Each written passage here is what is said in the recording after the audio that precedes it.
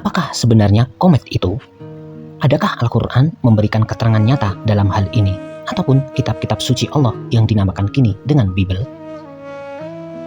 Allah telah memperlihatkan pertanda tentang adanya Sya'ah atau hari kehancuran.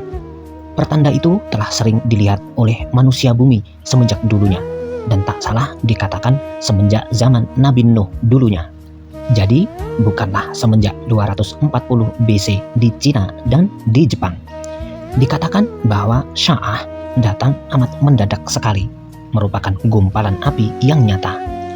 Dan itulah yang dinamakan kini dengan komet, bintang berekor, ataupun bintang kukus dan sebagainya.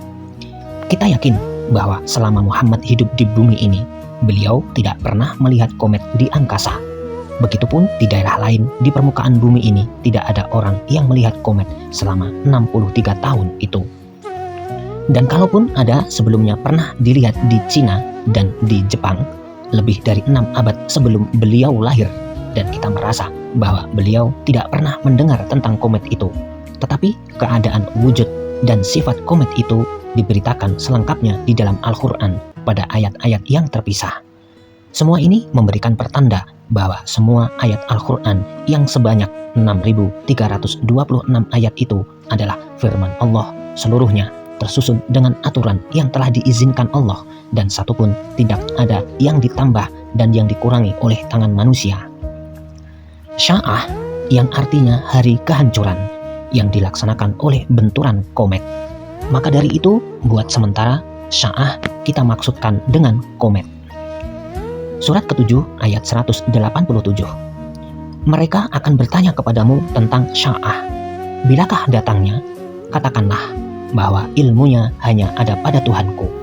Tiada yang menetapkan waktunya, malah Dia sendiri amat berat halnya bagi planet-planet dan bumi ini. Tidak datang komet itu kepadamu, malah dengan cara mendadak sekali. Ayat suci menyatakan bahwa komet yang menyebabkan hari kehancuran itu nantinya amat dirahasiakan pada manusia dalam solar system ini. Hanyalah Tuhan sendiri yang tahu. Malaikat pun tak mengetahui kapan datangnya. Jikapun komet itu datang juga mendekati solar system ini, maka dia datang secara amat mendadak dan kelihatan di seluruh planet dalam solar system ini, bukan di bumi ini saja. Perhatikan maksud surat ke-54 ayat 1 sampai ayat 9. Komet itu dulunya telah dinyatakan oleh Nabi Nuh kepada umatnya, tetapi Nabi itu dikatakan gila, malah dibentak-bentak. Lalu di waktu datangnya komet itu, seluruh planet dalam solar system ini berubah putaran di sumbunya secara mendadak, hingga seluruh air laut naik di permukaan seluruh planet. Begitupun di bumi ini, dan karamlah semua orang yang menertawakan Nabi Nuh. Di zaman Muhammad dikatakan bahwa kedatangan komet yang akan membentur langsung solar system ini dan menghancurkan semua telah sangat dekat waktunya, tetapi sampai kini belum juga datang. Dalam hal ini Allah menyatakan dekat waktunya sesuai dengan hari yang dipakainya untuk solar system ini, yaitu satu kali berputar komplit 360 derajat solar system ini, yaitu satu kali muntaha berkeliling matahari adalah 1000 tahun menurut bilangan manusia bumi yang satu harinya hanya 24 jam, karena 24 jam pula bumi ini berputar di sumbunya 360 derajat. Alasan bagi Allah untuk memakai hari solar system ini mengenai datangnya komet yang akan menghancurkan itu adalah karena yang akan hancur ditubruknya itu adalah permukaan semua globe yang ada dalam solar system ini, termasuk matahari, planet-planet, dan bulan-bulannya. Jadi bukanlah hanya pertakut saja yang dimaksud dengan ayat itu, bukan pula dusta, malah benar akan terjadi.